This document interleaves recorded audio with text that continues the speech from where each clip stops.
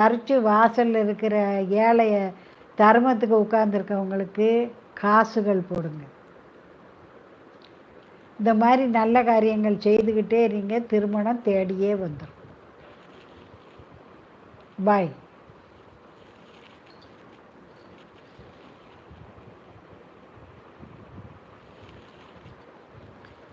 Health ப்ராப்ளத்துக்கு நீங்கள் வீட்டில் கோளறு பதிகம் வச்சு கேளுங்க.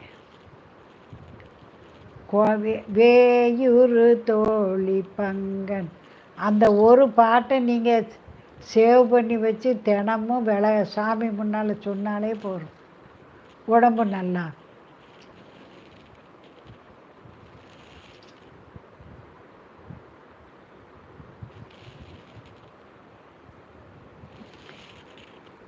அது நேரம் வரமாட்டேங்க, அதனால உங்களை தடங்கல் பண்ணுது.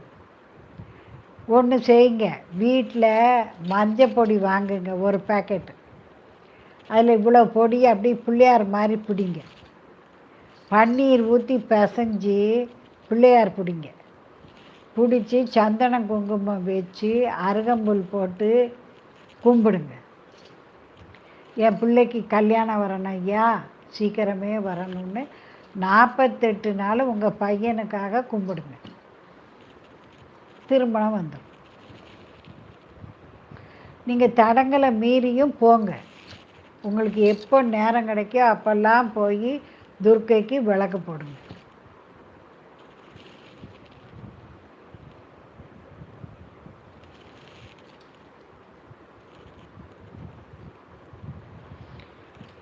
வசந்தா, மன கஷ்டம் தீர நீங்கள் சிவன் கூட இருக்கிற பார்வதி அம்மா இருக்கல்ல,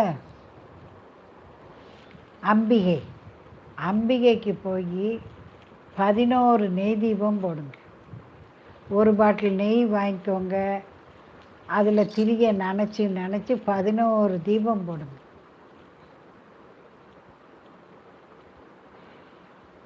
வெள்ளிக்கிழமை தோறும் போய் போடுங்க. முடிஞ்சால் தினமுமே போய் அம்பிகையை அவள் முகத்தையே பார்த்து கும்பிடுங்க, தாயேன்னு கும்பிடுங்க, நிம்மதி தருவோம்.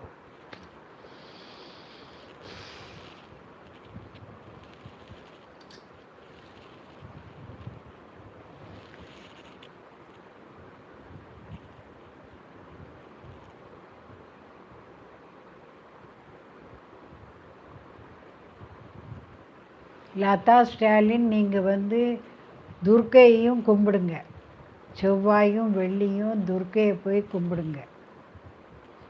தொட்டில் கோயில் முன்னால் கடைகளில் தொட்டில் விற்கும், ஒரு குழந்தை பொம்மை வச்சு அதில் ஒரு 10-11 ரூபா காசு வச்சு தொட்டில் கட்டி செஞ்சு அந்த தொட்டிலை கொண்டு துர்க்கை பாதத்தில் வைங்க. செவ்வாயும் வெள்ளியும் துர்க்கையை போய் கும்பிடுங்க.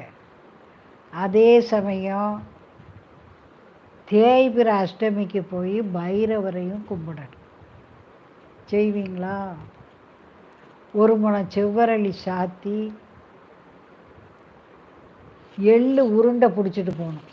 ஒரு 100 கிராம் எள்ளை 4 ஸ்பூன் பச்சரிசி மாவு போட்டு இவ்வளவு சர்க்கரைத்தூள் போட்டு மிக்சியில் அடித்து சின்ன சின்ன உருண்டையாக உருட்டி அந்த தேய்பிர அஷ்டமி அன்னைக்கு அந்த எள்ளுருண்டையை தானம் பண்ணணும்.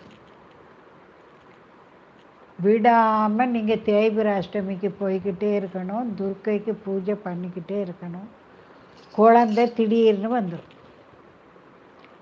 மனசு ஒப்பி செய்யணும், கடனேன்னு செய்யக்கூடாது. தாயேன்னு போய் நிற்கணும். அப்படி உருகி கும்பிடுங்க,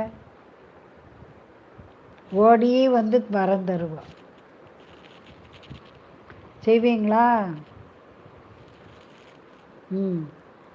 வணக்கம். சப்ஸ்கிரைப் பண்ணி பாருங்கள், ப்ளேலிஸ்ட்டை பாருங்கள். என் ப்ளேலிஸ்ட்டை நீங்கள் பார்த்து படித்தீங்கன்னா கோத்ரூ பண்ணாலே போதும், உங்களுக்கு ஜோசியம் வந்துடும். ஜோசியம் படிக்கிறதுக்கு நீங்கள் என் ப்ளேலிஸ்ட்டை பார்த்தாலே போதும். எளிய பரிகாரங்கள்னு 2 லிஸ்ட்டு போட்டிருக்கேன், அதை நீங்கள் கோத்ரூ பண்ணாலே உங்களுக்கு